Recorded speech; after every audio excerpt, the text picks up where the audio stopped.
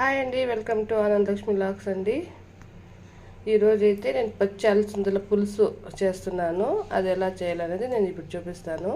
చూడండి, ఇది అలసందలు అయితే మేము నైటే తెచ్చి వలస అయితే పెట్టేశాను. ఇవి చూడండి, పచ్చి అలసందలు అండి ఇవి. ఇదైతే నైట్ తెచ్చి వలస అయితే పెట్టాను. ఇప్పుడైతే పులుసు చేస్తున్నాను. దానికి కావాల్సిన పదార్థాలు వచ్చేసి కొబ్బరి, కొత్తిమీర, టమాటో, ఎర్రగడ్డలు, తెల్లగడ్డలు.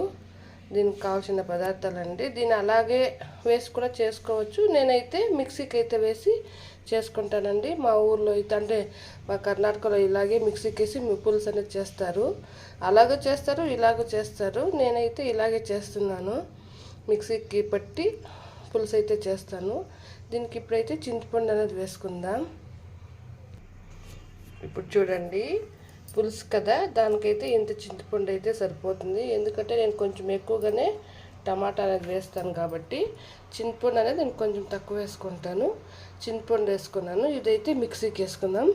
ఈ పచ్చి అలసంద పులుసు అయితే చాలా బాగుంటుందండి. టేస్ట్ అయితే ఎండి అలసందల కన్నాను పచ్చి అలసందల పులుసు అయితే చాలా బాగుంటుంది టేస్ట్.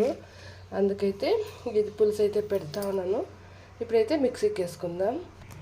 ఇప్పుడైతే మిక్సీకి వేసుకుందాం అన్నీ.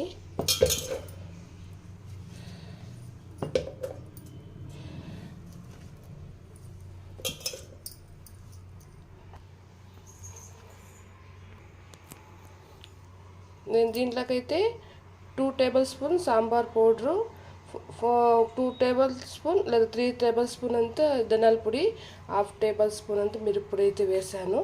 దీని అయితే మిక్సీకి వేసుకుందాం. అయితే నేను మిక్సీకి అయితే వేసాను. అలాగే కుక్కర్ కూడా పెట్టేసాను పులుసుకి అయితే. అలాగే ఎర్రగడ్డలు కూడా కోసి పెట్టాను తిరుబాతుకి అయితే తాలింపుకి. ఇది చూడండి, కరివేపాకు అయితే మా చెట్లో నుంచి పెరుకొని వచ్చినది. మా చెట్టు కరివేపాకు ఇది. ఇదైతే రెడీ అయింది. ఇదైతే వచ్చే అలసందలు కదండి. దీంట్లో కావాలంటే మనము వంకాయలు వేసుకోవచ్చు, అలాగే ఉల్లిగడ్డలు వేసుకోవచ్చు. బాగుంటుంది, టేస్ట్ ఇంకా బాగుంటుంది. కానీ నేను వంకాయలు ఉల్లిగడ్డలు అంటే మా ఇంట్లో అయిపోయింది కాబట్టి నేనేం వేయట్లేదు. ఉత్తి అలసందలు వేసి పులుసు పెడతాను. ఇప్పుడైతే కుక్కర్ కాగింది. దీంట్లోకైతే ఆయిల్ వేసుకుందాం.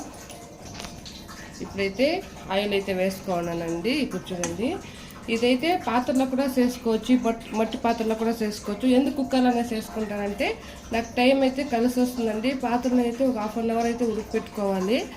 లేదు అంటే మట్టి పాత్రలో అంటే పొంగొస్తా అంటే కలిపెట్టుకుని అయితే స్టవ్ ముందే ఉండాలి. అదే కుక్కర్లో పెట్టేస్తే నా పని నేనైతే ఏమన్నా చేసుకుంటా ఉండదు. టైము సేవ్, అలాగే గ్యాస్ కూడా సేవ్ అవుతుందండి. ఇది కూడా ఆడవాళ్ళు అర్థం చేసుకోవాలి. గ్యాస్ సేవ్ అయితే కూడా మంచిదే కదా. అందుకైతే నేను ఎక్కువగా కుక్కర్లోనే చేస్తాను. ఇప్పుడైతే సాసులు వేసుకుంటాను. సాసులు అయితే చిట్టపట్టలాడాక ఎర్రగడ్డలు అయితే వేసుకుందాం. అంటే ఎర్రగడ్డలు వేసుకున్నాను. అలాగే కరివేపాకు కూడా వేసుకుంటాను నేను.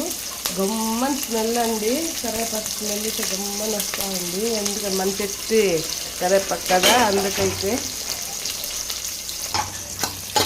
ఇదైతే ఎర్రగడ్డలు అయితే గోల్డెన్ బ్రౌన్ వచ్చే వరకు వేసుకున్నామండి. ఇది నేను ఎలా ఇంట్లో చేస్తానో అలాగే చేస్తున్నానండి. ఇది సాంబార్ అయితే అంటే పులుసు అయితే. ఇప్పుడైతే మసాలా అయితే వేసుకుందాం. ఆయిల్ వేయించుకుందాం మసాలాని.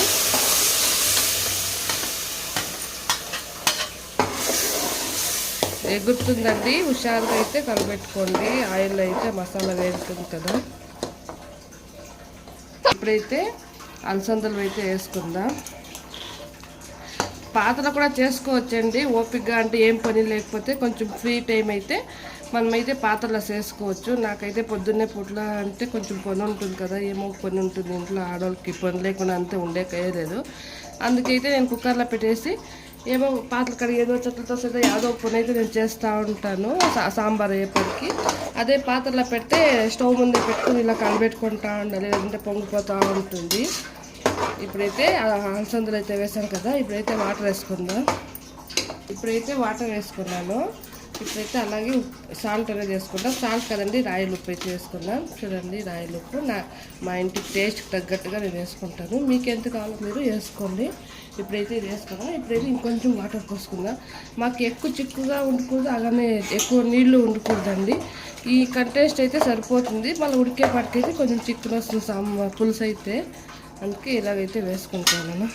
ఇంతైతే చాలండి. ఇది ఒక విజిల్ పెట్టుకుంటానండి. 2-3 విజిల్కి అయితే పెట్టుకూడదు. 1 విజిల్కి అయితే పెట్టుకుంటే చాలు. ఎందుకంటే పొచ్చాల్సింది కదా, బిన్న ఉడికిపోతాయి. అందుకైతే ఒక విజిల్ పెట్టుకుందాం.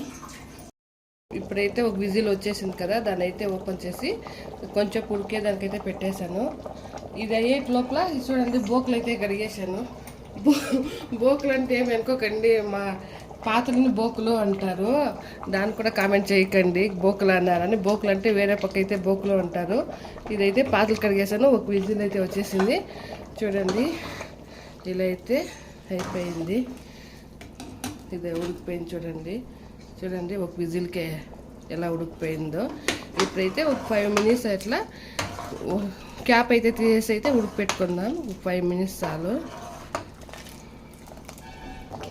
చూడండి ఇప్పుడైతే బాగా ఉడుకుతా ఉంది చూడండి. ఇప్పుడైతే ఇలా అయితే ఉడికితే రెడీ అయిపోయినట్లే. ఇదండి మా అలసందలు, పచ్చి అలసందల పులుసు రెడీ అయిపోయింది. చూడండి మీకు నచ్చితే మీరు ట్రై చేయండి, బాగుంటుందండి. నచ్చితేనే కాదు, మీకు ఎక్కడైనా పచ్చి అలసంద చిక్కితే కన్నా మీరు ట్రై చేయండి. ఇదండి మా వీడియో. మీకు నచ్చితే లైక్ చేయండి, షేర్ చేయండి, సబ్స్క్రైబ్ చేసుకోండి. ఆనంద్ లక్ష్మి ఇలాంటి వీడియోస్ అయితే వస్తూ ఉంటాయండి. లైక్ చేయండి. బాయ్.